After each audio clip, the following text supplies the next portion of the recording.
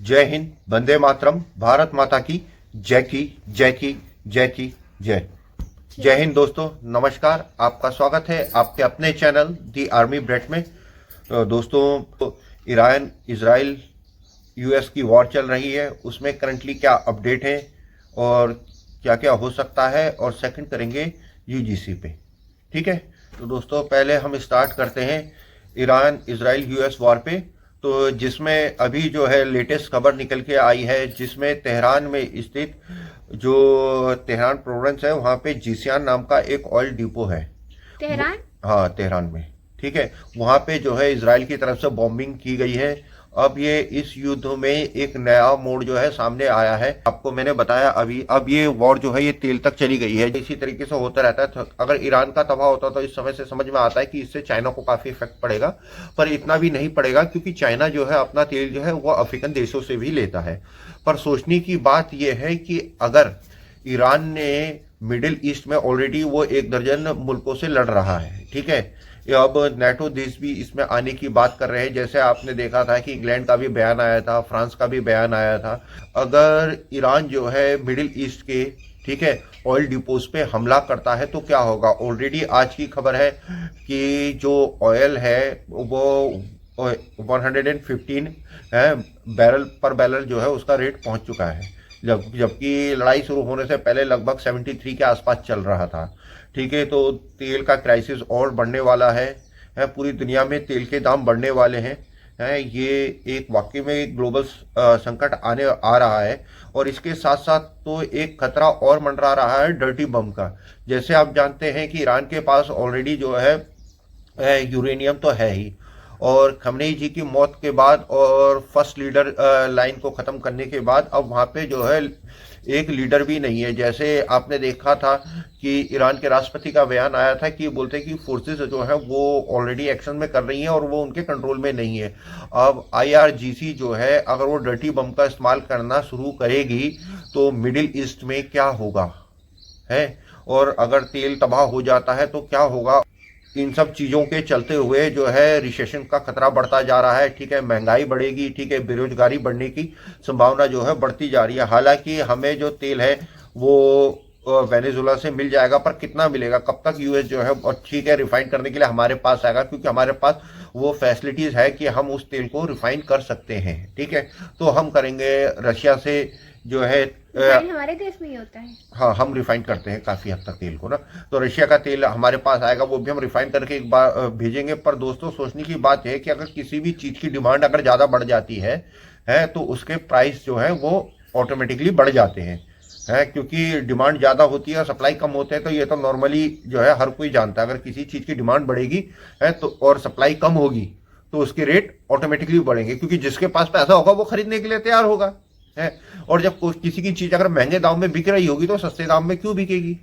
अगर जिस तरीके से इन्होंने यूएस ने, इजराइल ने ये जो कदम उठाया है, ये मेरे हिसाब से काफ़ी गलत कदम उठाया। उन्होंने ये सोच के उठाया है कि हम जो है ईरान की जो है इनकम टोटली जो आती है वो तेल से आती है। ठीक है, हालांकि उन पर कई सारे प्रतिबंध हैं, पर बाटर ट्रेड करते हैं वो चाइना के साथ, और उस तरीके से और स्मगल होके तेल जाता है पाकिस्तान और भी जगह है ना। तो उस तरीके से चाहते हैं, वो सोच रहे हैं कि हम जो है ईरान की जो सोर्स ऑफ इनकम है अगर हम उसे हिट कर देंगे तो जो है ईरान जो है वो घुटने टेक देगा। हाँ चलो ठीक है, अगर ये लड़ाई अगर जल्दी नहीं सिमटी, अगर डर्टी बम का इस्तेमाल होना शुरू हो गया और अगर ईरान ने पलट के जो है मिडिल ईस्ट की है तेल डिपोज में हमला करना शुरू कर दिया है, ऑलरेडी आप जानते हैं कि वो मिडिल ईस्ट पे हमला कर रहा है अमेरिकन बेसिस पे हमला कर रहा है। आप जानते हैं उनके जो है एयर डिफेंस की जो है रडार्स हैं उनको जो है कामिकाजी ड्रोन्स के थ्रू जो है ईरान उड़ा चुका है। तो इस लड़ाई में देखा जाए तो यूएस काफ़ी हद तक फंस चुका है क्योंकि उसके पास एयर डिफेंस की और इसकी इतनी सप्लाई मौजूद नहीं है। तो देखना होगा दिलचस्प कि आगे चल के क्या होता है और किस तरीके से होता है।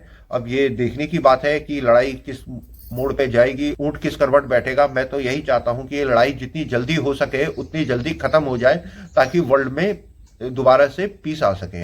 और इस लड़ाई के साथ साथ जैसे जैसे दिन बढ़ते जाएंगे अभी तो ईरान जो है वो कामिकाजी ड्रोन का यूज कर रहा है, और आने वाले समय में अगर वो डर्टी बम का यूज करेगा है तो ईरान कर सकता है। हाँ कर सकता है, क्यों नहीं करेगा भैया। ईरान का तो सीधी बात है ना, ईरान ने जो है पूरा का पूरा जो है आप जानते हैं तेल की रूट सप्लाई है उसे बाधित कर दिया है। मिडिल ईस्ट में ऑलरेडी वो अटैक कर रहा है। उनका तो सीधा है कि भैया हम तो डूबेंगे सनम, तुम्हें भी साथ ले डूबेंगे। जितना ज्यादा रायता फैलेगा उतना यूएस और इजराइल पे जो है प्रेशर बढ़ेगा है।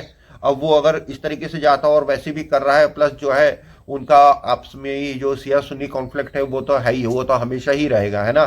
तो वो उस तरीके से भी हो सकता है, और किस तरीके से जाएगा अब देखने की बात है कि कौन किस हद तक जाता है। या इजराइल और अमेरिका या ईरान इस हद तक पहुंचे उससे पहले ही उसे उसकी कमर तोड़ के उसे बैठा देते हैं, या बीच में कोई देश जो है बीच में मिलके है दोनों देशों की सुलह करा पाता है। क्या होता है ये देखना बहुत ही दिलचस्प होगा। और मेरे लिए ये सारी चीजें इसलिए मायने रखती क्योंकि इन सब चीजों का असर जो है मेरे देश पे पड़ेगा। अगर रशिया की तरफ से हमें तेल मिलेगा, ठीक है, नो डाउट रशिया हमें देगा, हमारे देश की पूरी तेल की जो जरूरत है वो देगा, जितना हम चाहें वो हमें देगा। पर जब पूरी दुनिया में अगर ईरान अगर पूरे मिडिल ईस्ट में अगर उनके तेल डिपोज पे अगर हमला करना शुरू कर देता है और अगर तेल का क्राइसिस हो जाता है तो ऑटोमेटिकली तेल के दाम बढ़ जाएंगे। तो रशिया भी तेल के दाम ऑब्वियसली बातें बढ़ाएगा ही बढ़ाएगा। तो तेल के दाम बढ़ सकते हैं, संभावना लग रही है। तो इसी के साथ जो है ये जियोपॉलिटिक्स वाला सेशन जो है हमारा ये खत्म करते हैं और बात करते हैं यूजीसी पे।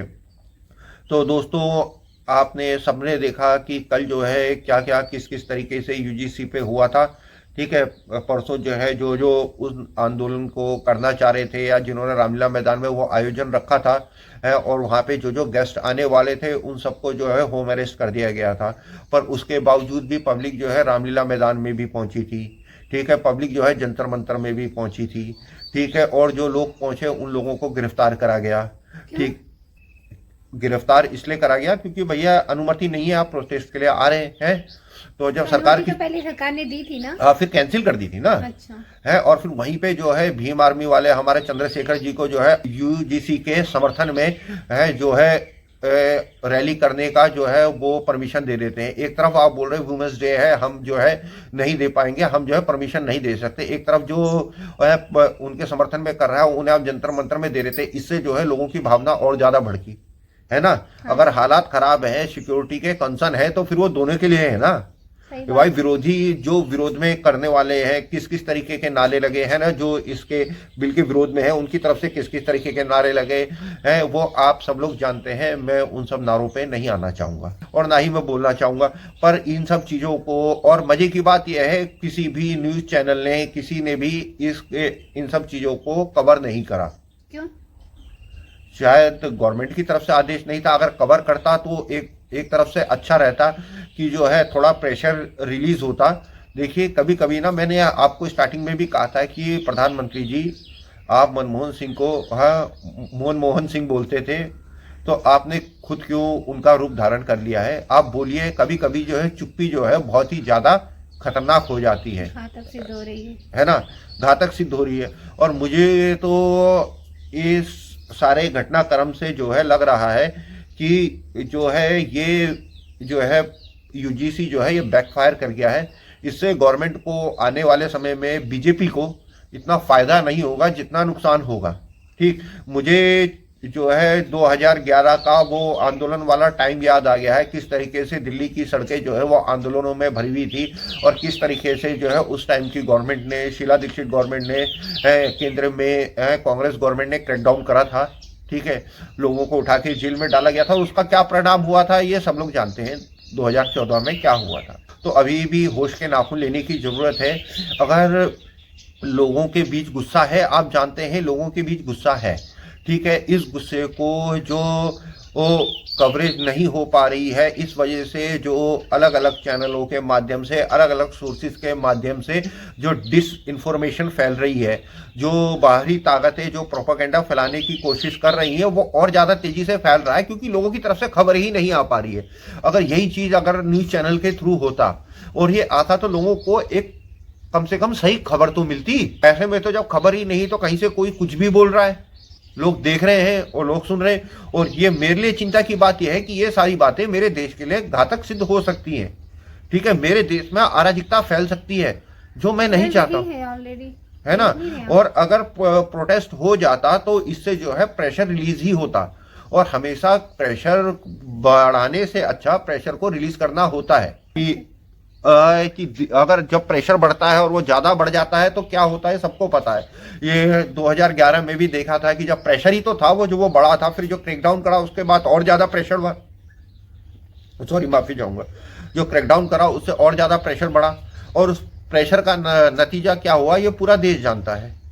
ठीक है, तो हमारी सरकार को जो भी बैठे हैं, जो कैबिनेट में मिनिस्टर हैं, जो भी बाबू लोग हैं, जो भी पॉलिसी बना रहे हैं, इन सब चीजों में और इन सब नेगेटिव पॉइंट्स के बारे में भी सोचने की जरूरत है ना, कि एक क्रेडिबल सोर्स से इंफॉर्मेशन आए, सही इंफॉर्मेशन आए, वो ज्यादा अच्छी होती है गलत इंफॉर्मेशन आने के है मुकाबले। और प्रोपागेंडा कोई बाहर से कर रहा है, कोई टूल किट इस्तेमाल होती है तो उनको आप जानबूझ के जो है एक प्लेटफॉर्म दे रहे हो इस तरीके से करके, है ना, कि अब जब प्लेटफॉर्म इस तरीके से मिलेगा तो बाहर वाले तो फायदा उठाएंगे ना, दुश्मन तो फायदा उठाएगा ही। जब आप दुश्मन को अपनी पीठ दिखाओगे, अपने अंदर के घाव खोल के, अपना सीना खोल के दिखाओगे, तो दुश्मन तो उस चीज का फायदा उठाएगा ही।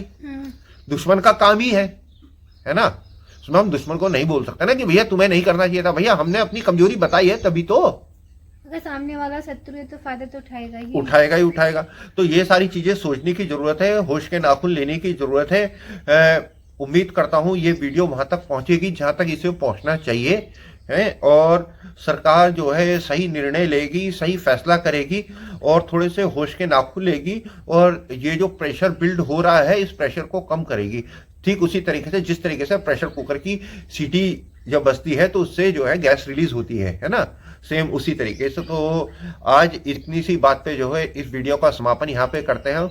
उम्मीद करता हूँ दोस्तों आपको हमारी ये वीडियो पसंद आई होगी और हमारी ये कोशिश आपको पसंद आई होगी, राष्ट्रवादी कोशिश। आप सब लोग जो है जरूर वीडियो में कमेंट करेंगे, चैनल को सब्सक्राइब करेंगे, वीडियो को जितना ज़्यादा हो सके शेयर करें, लाइक करें, और प्लीज़ अपने कमेंट करें। ये चैनल केवल राष्ट्रवादियों का है और राष्ट्रवादियों का ही रहेगा। इस चैनल पे किसी भी प्रकार का प्रोपेगेंडा ना कभी किया गया है, ना कभी किया जाएगा। हमारी कोशिश ये है कि बाहरी ताकतों द्वारा जो प्रोपेगेंडा हो सकता है उसका अपने देश को आगाह करना है, अपनी देश की जनताओं को आगाह करना और अपनी सरकार को आगाह करना, कि ताकि इस देश में एकता और अखंडता बनी रहे, और जिस तरीके से हम जो विकास के और प्रगति के मार्ग पर चढ़े हैं और मजबूत होके उसके साथ उसी मार्ग पे और तेजी के साथ आगे बढ़ सके। तो प्लीज दोस्तों सपोर्ट कीजिए और आप कमेंट कीजिए। आपके कमेंट, लाइक और सब्सक्राइब करने से, शेयर करने से इस वीडियो की रीच बढ़ेगी और ये वीडियो हमारे और आपके जैसे और ज्यादा राष्ट्रवादी भाई बहनों तक पहुंच सके, ताकि हम बैठ के